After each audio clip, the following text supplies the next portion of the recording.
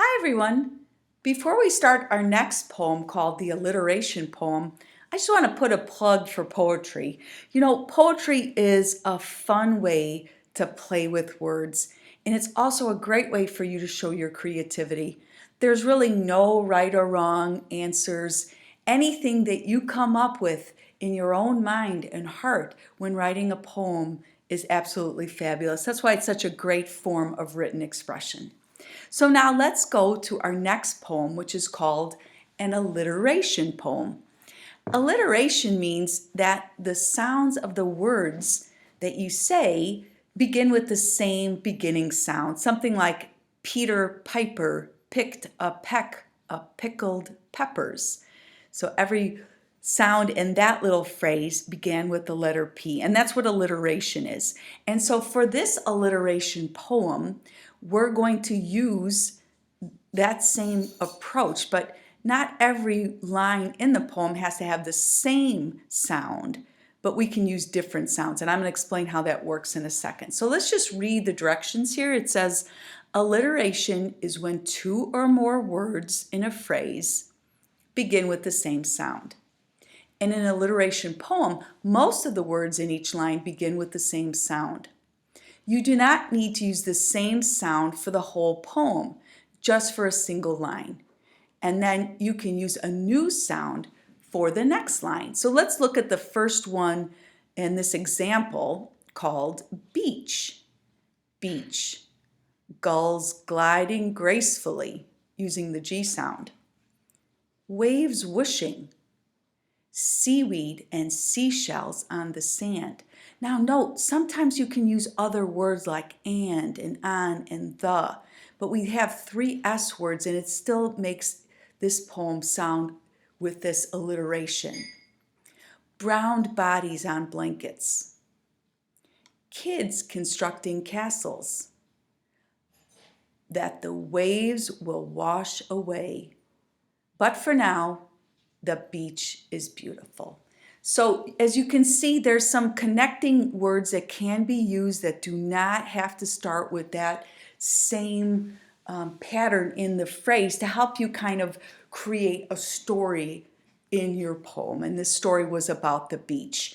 So what I'm going to suggest is that you think of a place you want to write your poem about, or a large topic. And then you're going to brainstorm things that are related to that topic or place. So I'm going to do one for an example for you. I'm going to do my poem on the park. You know, a park where you could go play tennis or ride your bike or go for a run, or you could play in a jungle gym. That's the place that I'm thinking about. And I'm thinking about some of the things that I might see there. I might see some boys playing baseball. I might see some girls in groups talking to one another. I was just at a park a couple of weeks ago and I saw some kids flying kites. And then I might also think about seeing some parents that are playing with little kids, or some senior citizens sitting on a bench, or some runners going by. And then the last line, and just like they did in this beach, it's sort of a concluding line about the topic. So here is my poem, and my poem is on the park. So I begin my poem saying park. Boys batting baseballs. Girls giggling in groups. Kids carrying kites. Parents playing with preschoolers. Senior citizens sitting still. Runners racing by. The park is a perfect place for people. So that was my example of an alliteration poem on the park. So just a couple more things to remember. Remember, you can use connecting words when needed. So don't be afraid to use connecting words that don't have the same sound. And then also sometimes sounds like the K and C, they may be spelled differently, but they have the same sound. In this line, kids constructing castles. Constructing and castles begin with C, but the word kids can be used too because it has that hard C sound. And then the last line of the poem is sort of kind of a concluding line about the topic. So again, what I encourage you to do is think about a topic or a place and then brainstorm some ideas of things that you're going to see.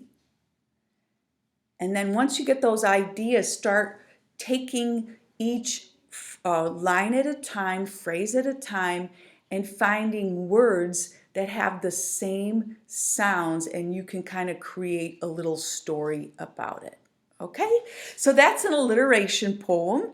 All you have to do is write one. It doesn't have to be this many lines, but it would be nice if it was. But just do what you can, do as many lines as you can.